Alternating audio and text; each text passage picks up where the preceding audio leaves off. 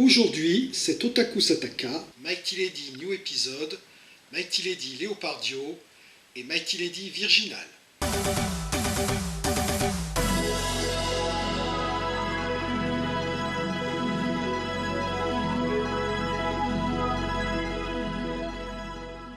Minasan konnichiwa, perfetti Guillaume des. Dans ma chronique sur Assault Laser, j'avais évoqué le genre Kyodai Hero, dont Ultraman était le plus célèbre représentant. Néanmoins, pour trouver des représentantes féminines du genre, c'est beaucoup plus difficile. Déjà, dans Ultraman, elles ne sont pas très nombreuses, mais même dans des franchises indépendantes, elles ne se bousculent pas. Encore heureux, parce que vu leur taille, ça causerait quand même pas mal de dégâts. Alors certes, on en trouve quelques-unes chez Zen Pictures, mais, et c'est bien déprimant, l'endroit où on trouve la plus forte concentration de Kyodai héroïnes, c'est dans les films porno de leur maison mère. Oh God, I'm so depressed. Néanmoins, on peut quand même trouver des Kyodai héroïnes de qualité en se tournant chez un autre label indépendant, Big Peach Entertainment, qui édite les aventures de Mighty Lady. Mighty Lady est une Kyodai héroïne apparue pour la première fois dans un moyen-métrage du début des années 80, et en 2002, Big Peach Entertainment décida de relancer la franchise, non seulement en sortant un remake de ce court-métrage, intitulé Mighty Lady New Episode, mais aussi deux autres Kyodai héroïnes, Mighty Lady Leopardio et Mighty Lady Virginal. Nous allons donc faire connaissance avec les héroïnes de ces trois films conçus comme autant de pilotes de série, et voir si elles sont les dignes représentantes féminines de Ultraman. Ikuzo!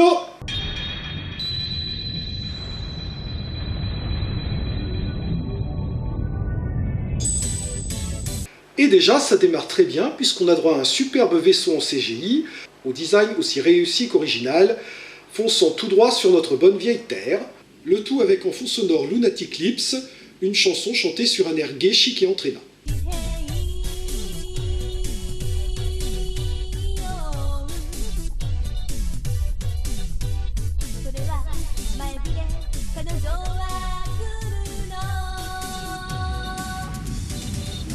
Le vaisseau arrive donc sur Terre, mais son arrivée est remarquée par Honda, un lycéen féru d'ufologie qui ressemble beaucoup à une version lissée de Kojiro dans XOR. Admirez au passage cette superbe incrustation sur une image fixe. Honda panique quand le vaisseau libère son occupante, la Mighty Lady du titre, et celle-ci tente donc de le rassurer. « Oh mon Dieu, un Télétoby femelle !» Comprenant que c'est son physique assez inhabituel qui perturbe le jeune garçon, Mighty Lady s'empresse d'adopter une apparence plus humaine, en oubliant ses vêtements au passage. Désolé les gars, la seule chose que vous verrez entre ses clavicules et ses genoux, c'est son nombril. Et de toute façon, le cadrage cache mal le fait que l'actrice n'était pas vraiment nue. Réaction bien légitime du pauvre Honda, il tombe dans les pommes. Le lendemain, alors que Honda examine ses enregistrements de la veille pour s'assurer qu'il n'a pas rêvé, au passage, incrustation sur l'image fixe de le retour, la prof leur annonce l'arrivée d'une nouvelle élève dans la classe. Vous l'aurez deviné, il s'agit évidemment de Mighty Lady, qui, pour éviter d'être reconnue par Honda, a adopté un habile déguisement. Une précaution bien inutile, puisque Honda ne portant pas ses lunettes au moment où elle arrive, il la reconnaît aussitôt. Et il a d'ailleurs la confirmation de son identité dès la scène suivante, où trois brutes le prennent à partie, et que la nouvelle élève, Mai Murasaki, Mai comme dans Mighty Lady, elle s'est vraiment cassé la nénette sur ce coup-là. Mai vient donc à l'aide de Honda, armée de ses équerres shuriken. Une lycéenne ninja, pourquoi pas, il y a du potentiel.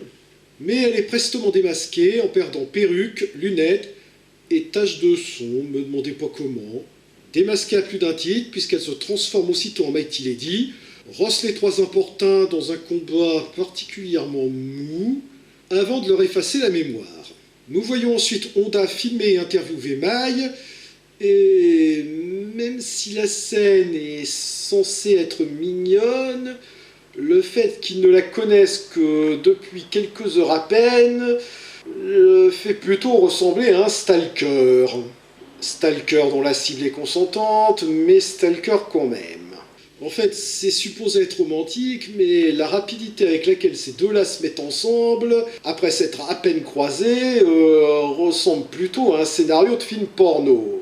Mais rassurez-vous, leur relation ne va pas plus loin qu'un petit bisou qui fait tomber une nouvelle fois Honda dans les pommes. Dans le même temps, Mai reçoit un appel de son ami et supérieur Ellie. Ah oui, incrustation sur image fixe 3, le retour du défi de la revanche. Qui lui rappelle que la police spatiale l'a envoyé sur Terre pour une mission et qu'elle n'a donc pas le temps de batifoler. Plus tard, Honda reprend connaissance chez lui, l'occasion de faire un placement produit avec le DVD de Mighty Agent, une autre production de Big Pitch Entertainment. Coup classique, il s'imagine avoir rêvé toute cette histoire. Coup encore plus classique, Mai arrive à ce moment-là pour lui annoncer qu'elle a préparé le repas.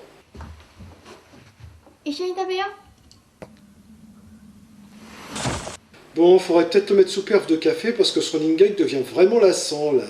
Le soir venu, Mai fait une sorte de rêve flashback dans lequel son frère Kyle, transformé en silhouette en carton, se fait dévorer par Agora, un monstre géant au service de Hera, une criminelle extraterrestre dotée du rire maléfique le moins naturel de l'univers.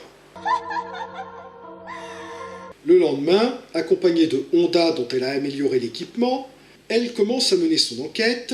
Ah oui, et aussi incrustation sur image fixe 4 ou 5, je sais plus, ouais, et puis on s'en fout. Hein. Croisant en chemin des lycéennes inconscientes qu'elle s'empresse de soigner en leur transmettant son énergie vitale, leur montrant éventuellement ensuite une photo de Kyle en leur demandant si elle ne l'aurait pas aperçu par hasard. Et évidemment, comme c'est un mélange de kyodai héroïne et de comédie romantique, Honda fait son jaloux jusqu'à ce qu'elle lui explique que c'est son frère. Évidemment, à force de soigner toutes les victimes qu'elle croise, Mai finit par se retrouver à court d'énergie, mais se recharge auprès de Honda. Ouais, vous avez bien entendu, Mighty Lady est une super-héroïne qui carbure littéralement au pouvoir de l'amour. Ils finissent par arriver dans une maison où une lycéenne se fait aspirer son énergie vitale par Kyle à l'aide d'un tentacule, tentacule, parce qu'on est au Japon. J'avais prévu plein d'autres rimes en on, mais YouTube a pas voulu. Pour la petite histoire, l'acteur qui joue Kyle, Jun Takatsuki, n'est pas étranger au genre Kyodai Hero, puisqu'il avait été le personnage principal de Ultraman Neos. Et on l'avait également vu dans une autre série de tokusatsu, Kamen Rider Ryuki, dans laquelle il jouait Kamen Rider Taiga. Et dépêche-toi, Honda, c'est le moment de te rendre utile. Pardonne-moi de te poser la question, Mai, mais sur les milliards de terriens disponibles, t'étais vraiment obligé de choisir celui-là comme assistant. Bon, je suis mauvaise langue, il finit quand même par se rendre un peu utile, permettant à Mai de se transformer en Mighty Lady, pouvoir de l'amour, tout ça. Tandis que son frère, Kyle, désormais amnésique et contrôlé par Hera, se transforme en Agora. Attendez, j'ai pas bien compris là. Je croyais qu'Agora c'était le monstre qu'il avait avalé. Donc en l'avalant, il devient capable de se transformer ou alors la scène du rêve où on le voit se faire dévorer par le monstre, c'est en fait une métaphore de son passage du côté obscur ou... Oh, et puis zut, allez, on passe au combat entre Mighty Lady et Agora.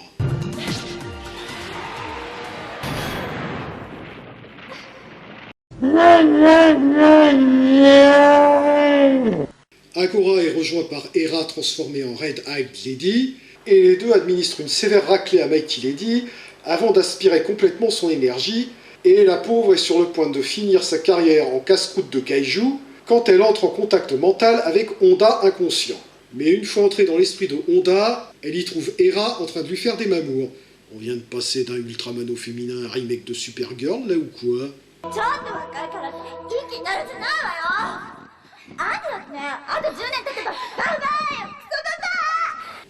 Et la savate de la pire actrice est attribuée à...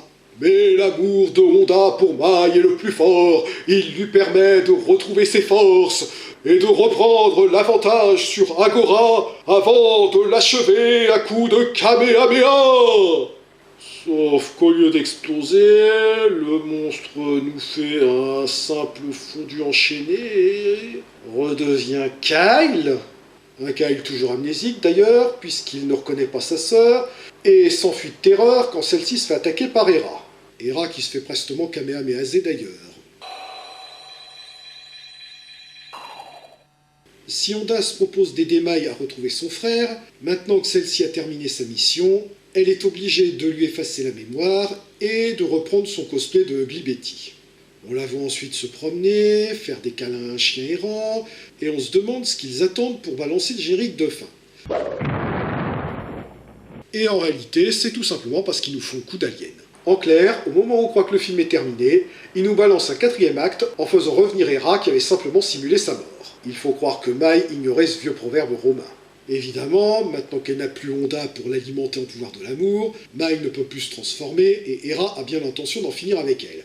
Et c'est alors que Honda, qui passait dans le coin, aperçoit Mai en danger, retrouve la mémoire et la recharge en pouvoir de l'amour pour lui permettre de se transformer. Oh ben ça tombe bien alors. Mighty Lady est donc en mesure de botter les fesses de Hera, au sens propre, avant de la Kamehameha pour le compte.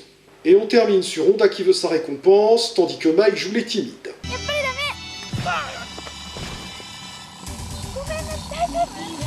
C'est pas de bol, hein, pour une fois qu'il s'était pas évanoui. Voilà donc pour Mighty Lady New Episode, le premier de ces 3 films. Un mélange de kyodai héroïne et de comédie romantique lycéenne, que les gens trouveront soit mignon, soit cucu et gnangnan selon leur degré d'indulgence en la matière.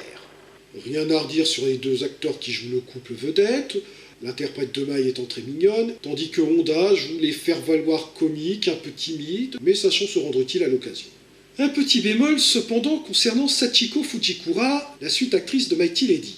Certes, elle est svelte et gracieuse, ce qui colle assez bien au personnage, et même assez mignonne quand on la voit sans son masque, mais n'est malheureusement pas très douée pour les scènes d'action, ce qui nous vaut des combats pas terribles. A noter au passage que les plus observateurs peuvent l'apercevoir à visage découvert parmi les élèves de la classe, mais qu'elle apparaît également dans une petite séquence humoristique en fin de making-of. C'est d'ailleurs assez amusant puisqu'on y voit Honda, dépité de voir Mai se faire draguer par un autre garçon, se consoler auprès de sa doublure. De plus, sa petite sœur joue également dans le film, interprétant une des victimes d'Hera. Un premier opus qui aurait gagné à avoir de meilleures scènes de combat et que certains spectateurs risquent de trouver gnangnan entre la romance et l'héroïne qui carbure au pouvoir de l'amour, mais qui n'en est pas moins assez sympathique à regarder. Voyons à présent ce que vaut le 2e, Mighty Lady Leopardio.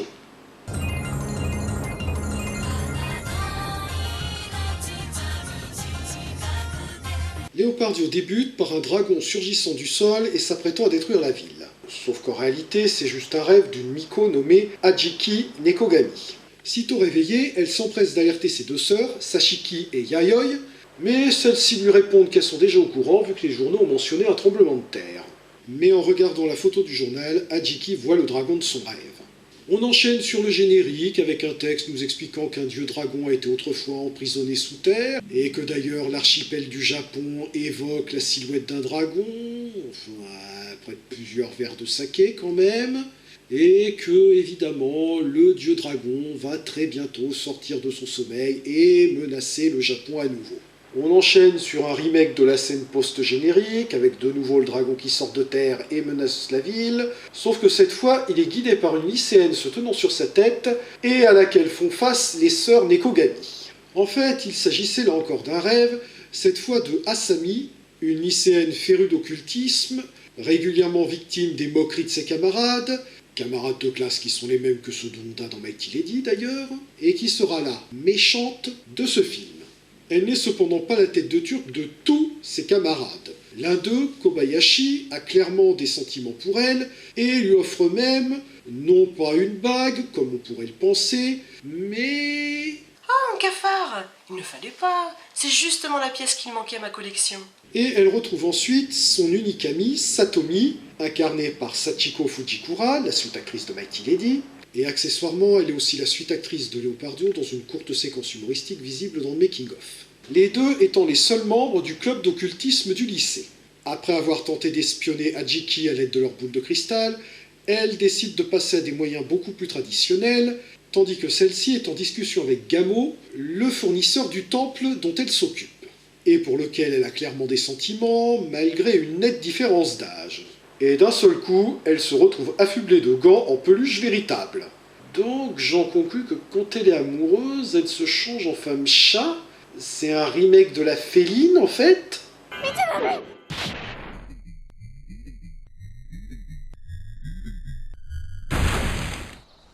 Ah non, autant pour moi, c'est un remake de la moutarde montonnée. Quand il reprend connaissance, Gamo aperçoit Asami et Satomi et décide de les suivre. Ok, bon, pour Adjiki, je voulais bien lui laisser le bénéfice du doute, mais là, ces deux-là, je suis sûr qu'elles sont mineures, mec. Et donc, tandis qu'Adjiki est censé combattre le dragon, Asami, elle, espère en prendre le contrôle pour se venger de ceux qui se moquent d'elle.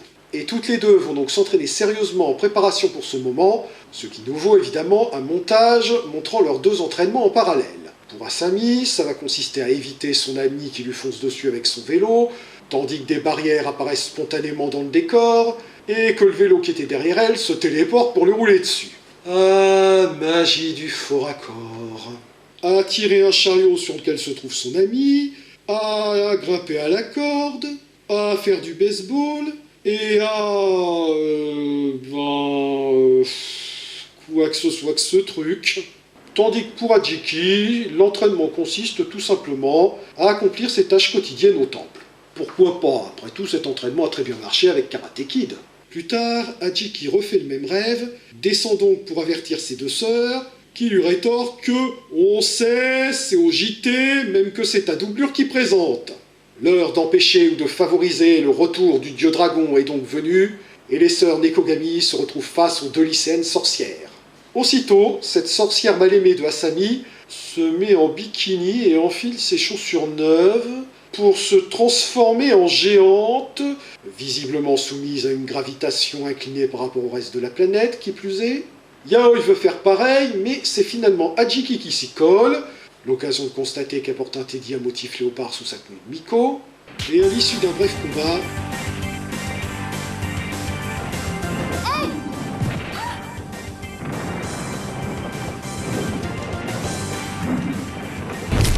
Adjiki arrache le soutif d'Asami. Ce qui a pour effet de la transformer en dragonesse, dont le look est clairement inspiré de celui de Visium dans Kamen Rider Black. De son côté, Adjiki se transforme en Léopardio, qui, elle, s'inspire plutôt de Lan Eiffel dans Flashman. Tiens d'ailleurs, je ne sais pas si vous connaissez l'expression anglaise « catfight » qui s'emploie pour désigner un combat entre deux femmes, mais là, on a vraiment un catfight au propre comme au figuré. Bruitage félin à la pluie.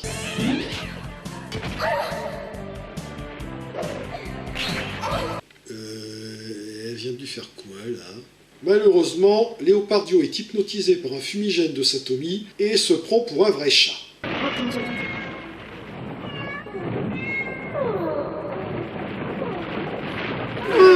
C'est le chacha, c'est mes mères, ça.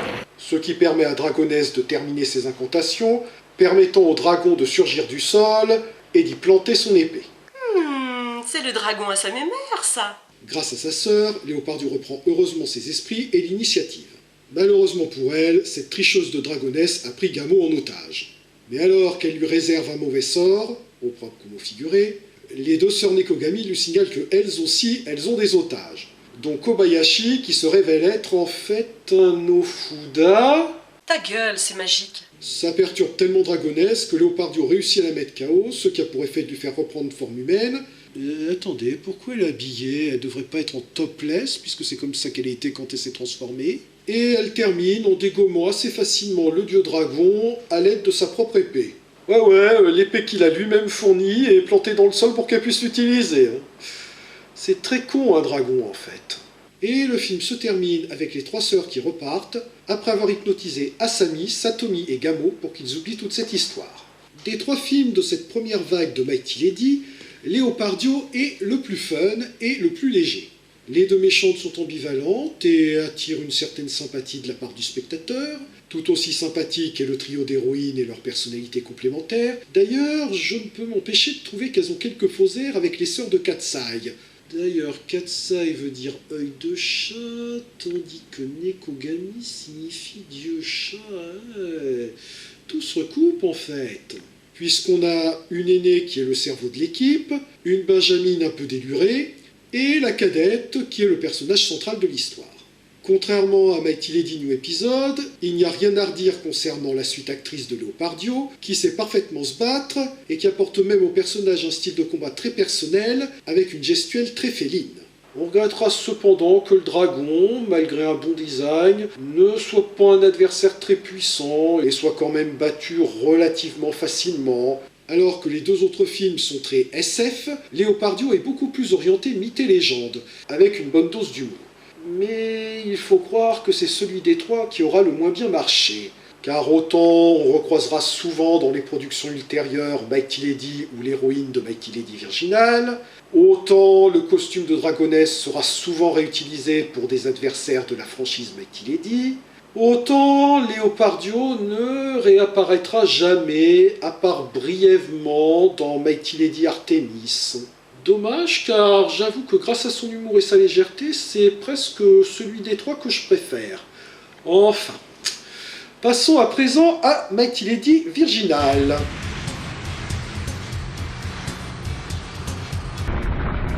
Ah, excusez-moi, je me suis trompé, apparemment j'ai remis Leopardio à la place. Ah non, c'était la même scène d'intro, mais avec un monstre différent. Cette fois, le monstre qui ravage la ville se nomme Virus, et en guise d'antivirus, on a une organisation paramilitaire à la Ultraman nommée Hundo, qui envoie aussitôt une de ses agentes, Kaoru, pour l'arrêter. Un coup de bazooka plus tard, le monstre s'écroule, et on pourrait donc croire que le danger est écarté, comme l'indique l'ordinateur, avec une énorme faute d'orthographe. Mais Sakurai, la commandante de Hundo, est nettement plus dubitative, comme l'indique son expression de... l'expression qu'elle aura tout le long du film, en fait. Au passage, elle est interprétée par Tomo Sakurai, qui est la vedette invitée du film, puisque c'est une comédienne qui a prêté sa voix à de nombreux dessins animés, entre autres pour le personnage de Mylène Flair Genius dans la franchise Macross. Et malheureusement, la suite des événements lui donne raison, puisque Virus se relève et capture Kaoru à l'aide d'un tentacule, parce qu'on est au Japon. Kaoru tente visiblement de se transformer en Mighty Lady, mais sans succès. Puis un ascenseur surgit du sol, et en sort Grande Dame, le robot géant de Hundo, piloté par Miri. Grande Dame délivre Kaoru, et, après s'être pris un temps pour Robocop, sans succès...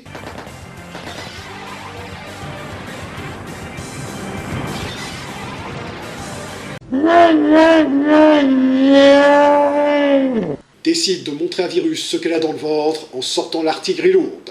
Oui, je sais, les CGI faut pas très finaliser, mais n'oubliez pas qu'on a affaire à un petit studio sans beaucoup de budget. C'est quand même très bien par rapport aux moyens dont il dispose. Mais là encore, ça ne marche toujours pas. Et Miri et Kaoru se branchent un câble dans le nombril... Pardonnez mon franc-parler.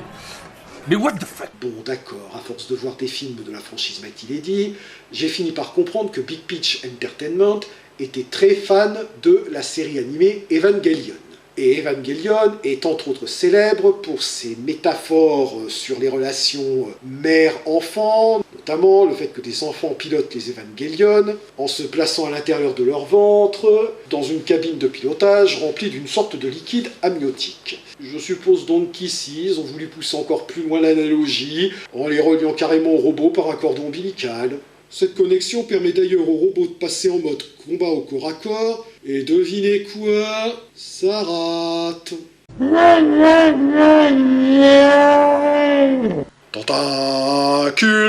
Tentacule, parce qu'on est au Japon. Mais alors que tout semble perdu, Haruka, un troisième membre de Hundo qu'on n'avait ni vu ni entendu parler jusqu'à présent, retire son uniforme et se transforme aussitôt en... Bah, elle est où la Mighty Lady virginale du titre? Vous noterez d'ailleurs au passage qu'elle a piqué le costume de Ellie dans Mighty Lady New Episode. D'ailleurs, il y a une scène coupée au montage qui la montre en train de se transformer en sautant du toit. Je me demande d'ailleurs pourquoi ils l'ont coupée, puisqu'elle était assez jolie et ce serait très bien intégrée à l'ensemble. Tentacule, tentacule, parce qu'on est au Japon.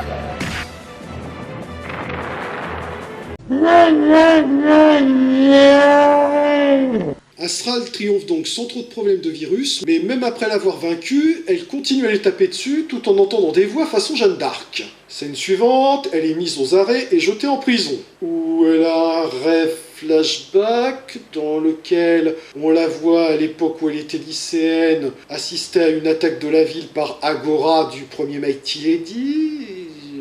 Me demandez pas à quoi sert cette scène, on n'entendra plus du tout parler par la suite. Débarquent alors Millie et Kaoru, qui ont décidé de l'aider à s'évader. Est-ce qu'on pourrait avoir un minimum de logique et d'explication pour ce qui se passe dans ce film, s'il vous plaît? Mais à peine délivré, Haruka repasse en mode Jeanne d'Arc et...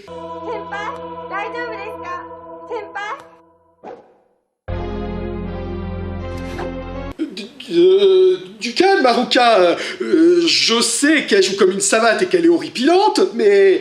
Tu crois pas que ta réaction est légèrement disproportionnée, là? Elle absorbe donc leur énergie, les envoyant toutes les deux à l'infirmerie, avant d'aller décapiter Grande Dame.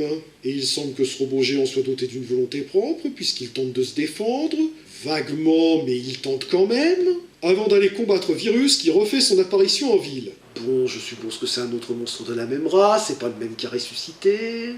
Et comme une andouille, se prend le missile qui était destiné à Virus. Oh ça alors? Elle a eu une expression! Tentacule, tentacule, parce qu'on est au Japon!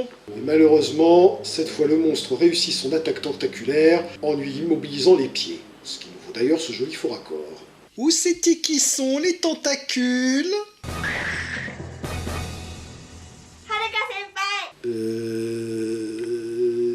Redis ça. Recommence. Tu viens de voir une de tes meilleures amies se faire transpercer le bide par un tentacule, se retrouver complètement à la merci de son adversaire, sans que vous n'ayez aucune possibilité de lui venir en aide. Elle a toutes les chances de se faire tuer, et ta seule réaction, c'est... Bon ben, désolé Hera, hein, je suis obligé de te reprendre ta savate, elle la mérite beaucoup plus que toi. Ses batteries désormais à plat, Astral s'en prend plein la gueule, et si vous vous attendez à un Deus Ex Machina, genre ses copines vont venir l'aider, ou elle va retrouver ses forces grâce au pouvoir de l'amour, ben vous allez être déçus parce qu'en fait non, elle termine le combat complètement KO. Tentacule, tentacule, parce qu'on est au blablabla. Virus entraîne donc Astral avec lui sous terre, et son cadavre réapparaît quelques heures plus tard exposé au milieu de la ville. Maya, la chef-taine de Virus, apparaît alors sur les écrans de contrôle de Hundo et leur tient à peu près ce langage. Nananer, j'ai gagné, nananer. Et Mighty Lady Virginal se termine mal, avec la méchante qui claironne sa victoire, Astral morte, Kaoru et Miri qui ne peuvent plus se transformer, encore qu'on ne les avait pas vraiment vu le faire, et Grande Dame détruite. Et on enchaîne sur la chanson de générique de fin la plus inappropriée possible.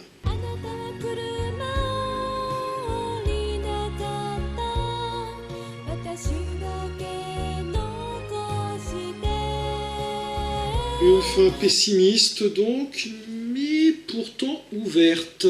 D'autant plus que le DVD, comme les deux autres, portait la mention épisode 1. On pourrait donc penser que Mighty Lady Virginal est en fait l'introduction d'une histoire en plusieurs parties. Et c'est vrai que vu comme ça, beaucoup de problèmes du film prennent un peu plus de sens. Les personnages introduits en catastrophe mais à peine exploités, le peu d'exposition, le flashback qui ne sert absolument à rien, et l'absence de réelle résolution à la fin. À une époque, j'avais d'ailleurs émis une théorie perso selon laquelle Kaoru était destiné à remplacer Astral et à devenir la Mighty Lady Virginal du titre. Malheureusement, Mighty Lady Virginal ne connaîtra jamais de suite. Et Et pourtant, en 2004, soit 2 ans plus tard, Big Peach Entertainment avait annoncé très officiellement un Mighty Lady Virginal 2 qui aurait été en 3 parties, mais qui n'a jamais vu le jour. Cependant, en 2014, sortira Mighty Lady The Series, une série en 13 épisodes qui est clairement un remake de Virginal, mais cette fois avec l'histoire complète, et qui valide au passage ma théorie Kaoru Virginal. Je vous parlerai probablement de cette série en détail dans une future émission, mais ce que je peux vous dire, c'est qu'elle est vraiment excellente et corrige tous les défauts présents dans Mighty Lady Virginal. C'est d'ailleurs assez ironique que le même scénario ait engendré à la fois le pire et le meilleur de la franchise Mighty Lady. Car, il faut bien l'avouer, Mighty Lady Virginal est le plus mauvais des trois. Là où Mighty Lady et Leopardio nous offraient chacun une histoire autocontenue, mais avec le potentiel pour engendrer des suites, Virginal nous balance un univers beaucoup trop complexe, qui ne parvient pas à nous exposer suffisamment, nous introduit de nombreux personnages sans vraiment les exploiter ni les développer, et est souvent incompréhensible tant leur comportement manque de cohérence et d'explication. Le pire, c'est quand même le personnage de Haruka Astral, qui est quand même l'héroïne du film, dont la mort à la fin est censée être un choc pour le spectateur. Le problème, c'est qu'on ne sait pratiquement rien d'elle, et le peu qu'on en voit n'est pas très flatteur, vu que quand elle ne trahit pas ses amis sous influence, elle fait échouer leurs attaques dans le plus pur style Pierre Richard. Mais même ça, c'est pas très clair. Est-ce qu'elle trahit vraiment Hundo, ou est-ce qu'elle veut juste les empêcher de risquer leur vie à sa place? Même chose pour le missile. Bon, vu la façon dont c'est présenté, on a vraiment l'impression qu'elle était pas au courant et qu'elle se le prend comme une conne. Mais en même temps, du peu que nous apprennent les dialogues et le résumé du film, Virus serait une sorte de créature extraterrestre qui, s'il est détruit par une explosion, engendre des débris qui contaminent les êtres vivants alentour et ne fait finalement que multiplier le problème. On pourrait donc penser que Astral a voulu justement éviter cette situation.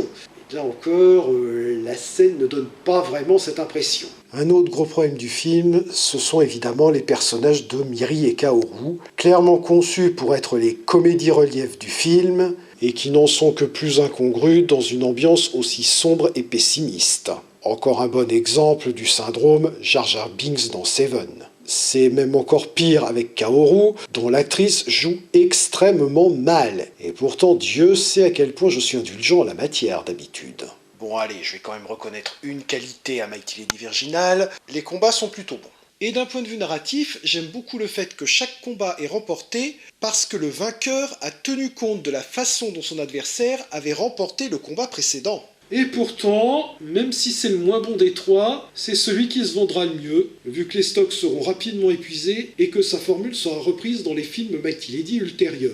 Intrigue qui démarre sur les chapeaux de roue par une attaque de monstres, personnages portant les mêmes prénoms que leurs interprètes, groupe paramilitaire combattant les monstres géants façon Ultraman, et presque le casting exclusivement féminin.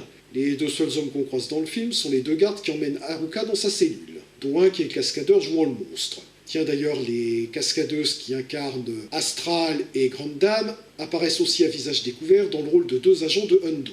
Maintenant, pour parler des trois films dans leur ensemble, c'est quand même plutôt pas mal. Malgré un budget très modeste, beaucoup de soins ont été apportés aux costumes et à l'apparence des monstres. Certains décors sont très réussis, d'autres beaucoup plus cheap. Et à l'exception de Virginal, on a d'assez bons scénarios qui introduisent correctement les personnages et leur univers et nous donnent envie de les retrouver dans d'autres épisodes, qui malheureusement ne verront jamais le jour.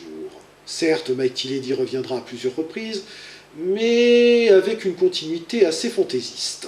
Et un dernier point fort de la franchise Mighty Lady, ce sont les musiques. Déjà, j'adore la chanson du générique de Mighty Lady.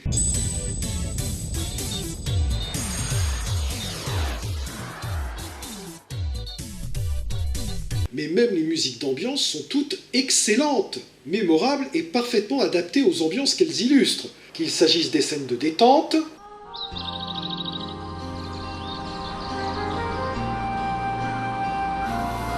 des scènes d'action badass,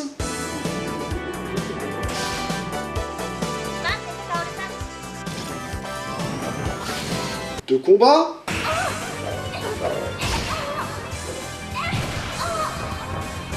de danger,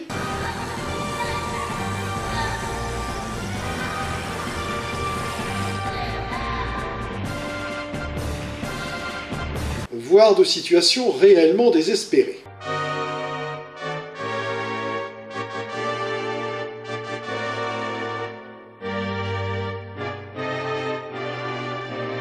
Malgré quelques défauts imputables au manque de moyens, et malgré la déception que constitue Mighty Lady Virginal, ces premiers volets de Mighty Lady sont plus que prometteurs et nous donnent envie de découvrir les suivants qui confirmeront l'excellente impression de ces 3 volets. Janet! いつだ鮮やかに駆け抜けてミラクルに残していた今はただ砂の香りだけ手がかりは一つルナティックに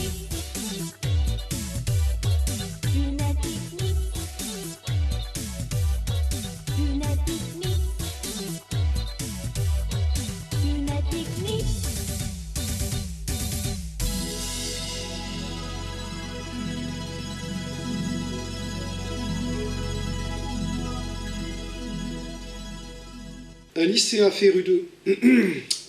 lycéen féru d'urologie, Guillaume.